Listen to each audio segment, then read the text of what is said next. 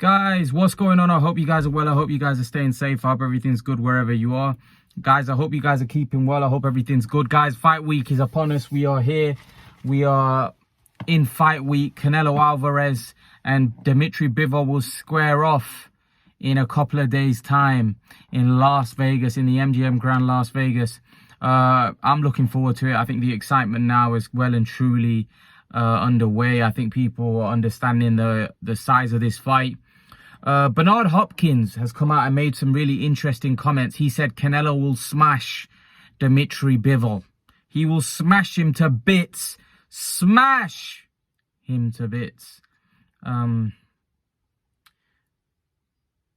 he said the only guy that could give Canelo trouble is Jermall Charlo, which is absurd. To say that he will smash. Firstly, to say that he's going to smash Dmitry Bivol, it's not absurd because Canelo's capable of doing anything at this particular point, but I don't think he's going to smash him. Secondly, to say that Jermall Charlo is the only guy that potentially could cause Canelo trouble. Like, look, I respect Bernard Hopkins. I think Bernard Hopkins is a great fighter. And actually, he's a bit of a Canelo fanboy. If we're brutally honest, he's a bit of a Canelo fanboy. I don't know whether that's because of his relationship with Saul Canelo Alvarez. So yeah, with his relationship with Canelo, maybe he's become close with him. Maybe he's very good friends with him. He's obviously had a very long-lasting relationship with Canelo Alvarez. So Hopkins is obviously he is very biased, you know, towards Canelo, and he thinks he absolutely batters everybody. He thinks he beats everybody. But to say that Bivol, you know, would get smashed, I don't see it. You know, let's not forget, Canelo didn't smash Plant. You know, that was a pretty good fight, competitive fight. Yeah, Canelo was up, he was controlling the fight, but, you know, it wasn't easy for Canelo. And Bivol is better than Plant. So, I don't really see how you can make an assumption that, you know, Canelo's going to smash Plant. He's bigger. He's a very good mover. And Canelo hasn't really fought at this weight against a young prime guy. You know, he hasn't really fought anybody as big and as prime and young, as good as Bivol. You know, people talk about Callum Smith. Callum Smith's not Bivol. Callum Smith's not off that level. You know, Bivol's much better than, Bivol's better than Callum Smith. You know, let's not forget, Callum Smith, you know, before he fought Canelo, had a poor decision against Ryder. John Ryder beat him in that fight. So, you know, Callum Smith, the jury's out for me. Like, still out in terms of Callum Smith's not beating anybody of note. You know, what's his best win? What's Callum Smith's best win? George Grozer, past it, prime George Grozer. You know, Billy Joe again. Billy Joe's a good mover. He's a good fighter. But again, Billy Joe's not Bivol. These guys aren't Bivol. So I disagree there with Bernard about Canelo smashing Bivol. I don't think, look, I think people that are saying that Canelo's going to smash him are either not looked closely at Bivol or they've not paid much attention. You need to do your research. I don't think even Canelo fans, like I've got a lot of Canelo fans that watch me, even they're not saying that Canelo's going to smash Bivol. A lot of you, I see you, a lot of you guys debating. Look, some of you probably think Canelo will win. But again, you're not confident. You know, I see the body language and I see you guys giving your opinions, and you don't seem as confident as what you were with Plant, and you don't seem as confident as where you were with Billy Joe. It felt like a lot of you guys were sure that Canelo's going to win, but now it's kind of like you think, you know, you're not 100% sure, and that's because you know that there's a stiff guy in front of him, and it's quite clear to see that Bivol is not somebody that needs to be underestimated. I think here's the thing. A lot of you guys, I think what you guys have done, I think you guys done of what I've done. A lot of you said, Imran, how come of late you've changed your tune about this fight? I was consistent with Plant and Saunders. If you guys remember watching my videos back then, I gave them literally zero chance. Zero chance whatsoever to win the fight. And I was pretty quite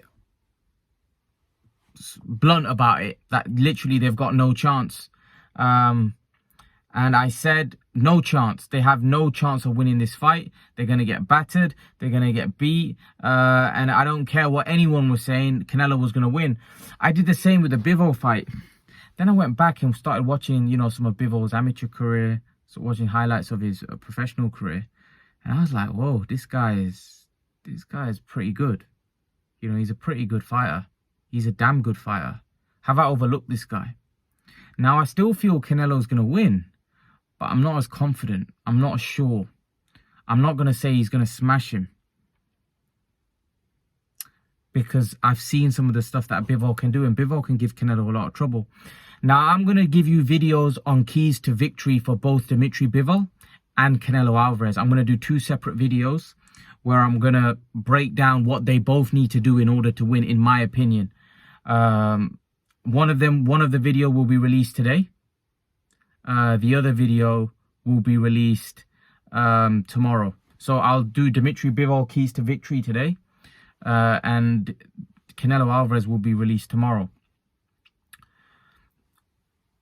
But don't overlook Dmitry in this fight. Don't overlook him. This is by no means. Firstly, if Canelo was to win, you're basically taking away from Canelo's win. I think Canelo has done so much of late that people just automatically put him as a favorite. This fight's a lot closer than what you people think. I'm telling you, this fight is a lot closer than what you people think it is. And like I said, I wouldn't be shocked if Bivol pulls this off. I think you need to understand this is a proper fight. This isn't Billy Joe, Caleb Plant. Those guys could cause Canelo trouble momentarily in fights. You know, Amir Khan could have given Canelo trouble in a fight, in the moment. Like, so for example, Amir Khan was winning the battle with Canelo, was winning the small battles. He was always going to lose the war. Same with Billy Joe and Plant. They were winning the battles, some battles, slight battles, but they were always going to lose the war, right? Bivol is capable of winning the battles and winning the war. And that is, look, I've spoke to a lot of people, right? A lot of people online, and a lot of people think Bivol's going to win. And not just this, guys, not just this. A lot of people think Bivol's going to win and get jobbed. So basically get robbed. That may be a possibility. Like, this fight may go down to where Bivol may outbox Canelo, and it may be controversial. That is a very, if I was a betting man, you know, that is also a very likely outcome, where Bivol will do well. People will think he won the fight, but he doesn't get the decision. I hope if Canelo does lose the fight on points, and, you know, unanimously we all agree that he loses, that the judges don't give him the fight, because to me that hurts his legacy. By people will say he's getting these gift decisions like they do with Lara. Even though I think the Lara fight, I personally think that it was a very close fight, one that I thought Canelo nicked, but you know, some people will disagree with me. The Austin Trout fight, he won that one, and the Mayweather one, obviously he lost that.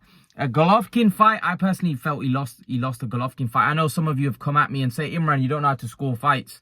Golovkin's aggression was effective in that first fight.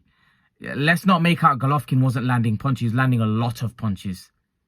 And let's not forget, there was a lot of people, majority of people ringside had Canelo losing that fight. Virtually everyone that I know that mattered, apart from the judges. It was a draw, but I'm saying the fight was a draw. But most of the people that I know had Canelo, losing that first fight. The second fight was more even. I would still say there was a lot of people that thought Golovkin won, but there was also the same amount of people that Canelo. But the first one was pretty heavily in favor of Golovkin. People thought he won that one. So the point I'm trying to make is, I hope that that's not the case here.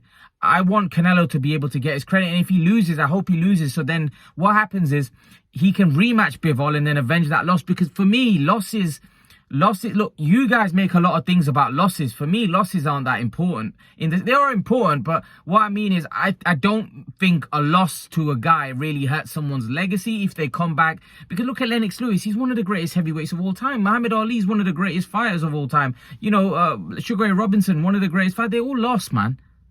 They all lost. You know, right now, if we speak today, many people would have Manny Pacquiao ahead of Canelo in terms of all-time great rankings.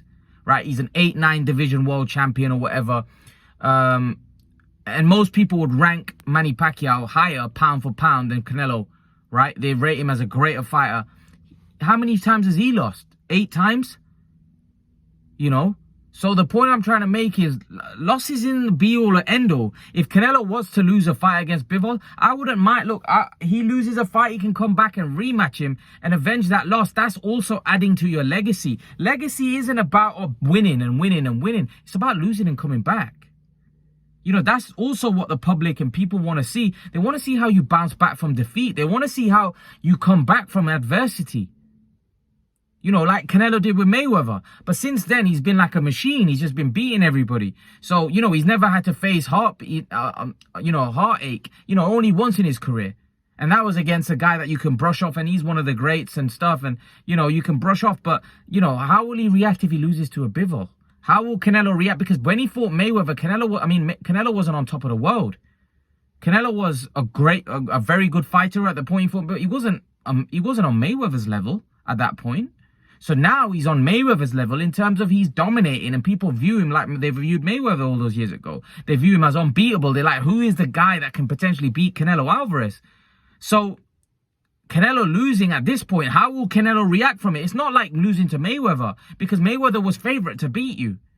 Losing now would mean that you're the favorite and your whole world will come crashing down. So how will you come back from that? You see, that's all part of legacy as well. You know? So if Canelo was like, for me, if Canelo had lost to Golovkin, and look, imagine if Canelo lost that fight against Golovkin, right? But then came back in the second fight and beat Golovkin. That for me, like Eddie did. He effectively did. I thought he lost the first fight. I know on paper it was a draw. But then he came back and beat him the second time. How sweet is that? That's a legacy. That's you showing me, or showing the boxing fans, that you are able to come back from a hard fight where you lost and then adjust things and win. That's a sign of a great fighter. That's a sign of a great fighter. This is what a lot of people don't understand. There's losing only, look, when you fall, right? If you stay down, that's wrong, right? If you get hit, fall down, then you get back up, that's great. That shows sign of greatness. It shows sign that they've got no quit in you. Even if you lose a fight, you can come back and show you're great. You know, it's the public, it's the boxing fans, it's these fans that with agendas that, oh yeah, he lost. Manny Pacquiao lost 8 times, and Floyd. That's it. Who cares if he lost 8 times and you lost? It doesn't matter. It doesn't take away from the fact that one fight is great.